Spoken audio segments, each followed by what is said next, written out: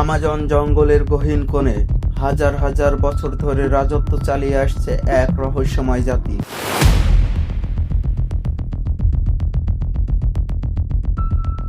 অরানি, যাদের নাম শুনলেই একটি সময় শিহরে উঠত পুরো ইকুয়েডর।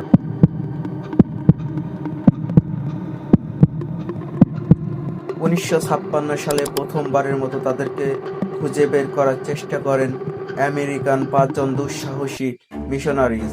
মুহূর্তের মধ্যেই বিষাক্ত বল্লম এসে তাদের নিমিষে শেষ করে দেয়।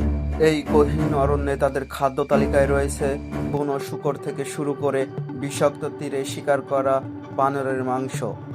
কিন্তু কেনই বা তারা এতটা হিংস্র, আর কেনই বা তারা হাজার বছর ধরে নিজেদেরকে লুকিয়ে রেখেছে এই বিষাক্ত অরণ্যে?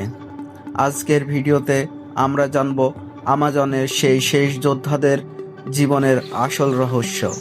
তারা আমাজন জঙ্গলের ইকুয়েডরের অববাহিকার বাসিন্দা। মজার ব্যাপার হলো, তারা নিজেদেরকে ছাড়া পুরো পৃথিবীকে কৌড়ি বলে ডাকত, যার অর্থ হলো অসভ্য বা শত্রু। তারা এই জঙ্গলকে হাজার বছর ধরে রক্ষা করে আসছে, তবে তাদের পায়ের গঠন সাধারণ মানুষের থেকে বেশ আলাদা, কিছুটা চ্যাপ্টা আর লম্বা, গাছে ওঠার উপযোগী, কারণ তাদেরকে বেশিটা সময় এই গাছে চড়ে থাকতে হয় শিকার করার জন্য। ওয়ারানিদের প্রধান অস্ত্র হলো 10 থেকে 12 ফুট লম্বা বাঁশের ফুকনি বা ব্লোগান। তারা এক বিশেষ লতা থেকে বিষ তৈরি করে, যেটা খুবই মারাত্মক।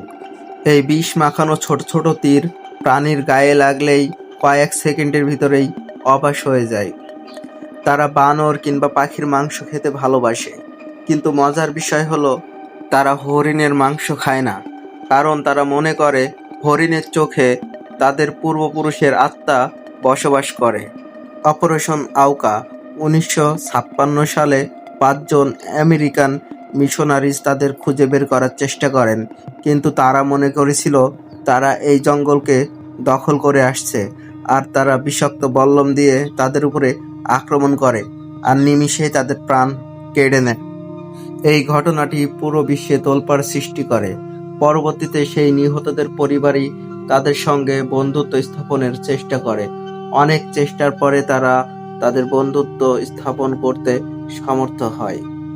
আর এভাবেই শেষ হলো আজকের এই ভিডিওটি। যদি ভালো লাগে অবশ্যই চ্যানেলটি সাবস্ক্রাইব করে পাশে থাকবেন। সকলকে ধন্যবাদ ভিডিওটি দেখার জন্য। আবারও দেখা হবে পরবর্তীতে আরো একটি নতুন ভিডিওতে। ভালো থাকবেন, সুস্থ থাকবেন। খোদা হাফেজ।